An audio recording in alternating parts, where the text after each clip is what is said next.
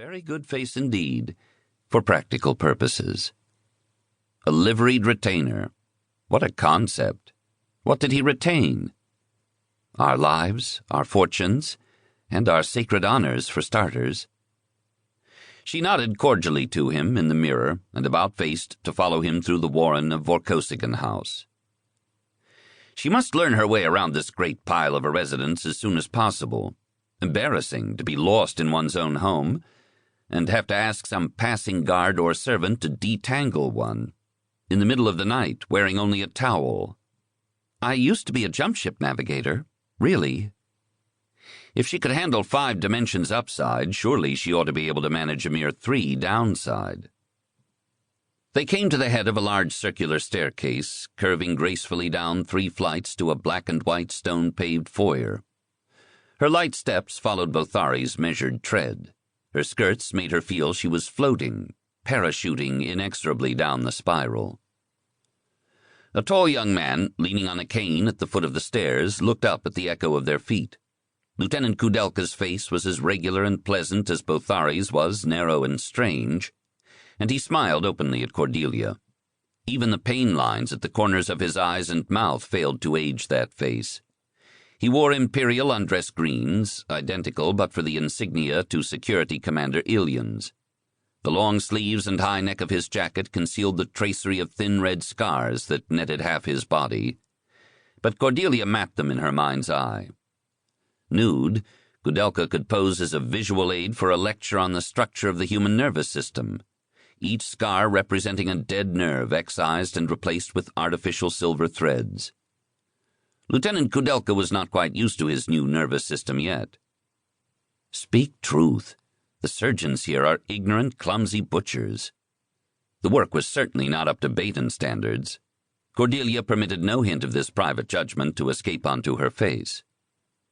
Kudelka turned jerkily and nodded to Bothari. "Hello, Sergeant." "Good morning, Lady Vorkosigan." Her new name still seemed strange in her ear, ill-fitting. She smiled back. "Good morning, Coup. Where's Aral?" "He and Commander Illian went into the library to check out where the new secured comm console will be installed. They should be right along." "Ah." He nodded, as footsteps sounded through an archway. Cordelia followed his gaze. Illian, slight and bland and polite, was eclipsed by a man in his mid-40s, resplendent in imperial dress greens.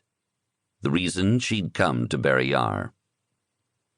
Admiral Lord Aral Vorkosigan, retired. Formerly retired, till yesterday. Their lives had surely been turned upside down yesterday.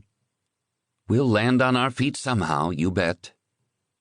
Vorkosigan's body was stocky and powerful, his dark hair salted with gray. His heavy jaw was marred by an old L-shaped scar. He moved with compressed energy, his gray eyes intense and inward, until they lighted on Cordelia. "I give you good morrow, my lady," he sang out to her, reaching for her hand. The syntax was self-conscious, but the sentiment naked sincere in his mirror-bright eyes. "In those mirrors I am altogether beautiful," Cordelia realized warmly. "Much more flattering than that one on the wall upstairs. I shall use them to see myself from now on." His thick hand was dry and hot, welcome heat, live heat, closing around her cool, tapering fingers. "My husband."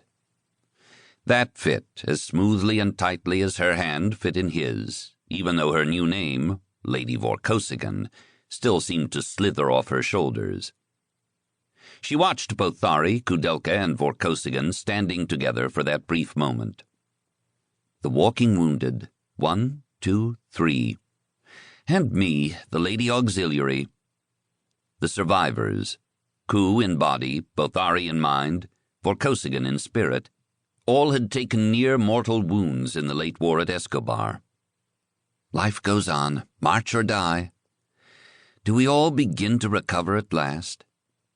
She hoped so. "Ready to go, dear Captain?" Vorkosigan asked her. His voice was a baritone, his Barrayaran accent guttural warm. "Ready as I'll ever be, I guess." Illian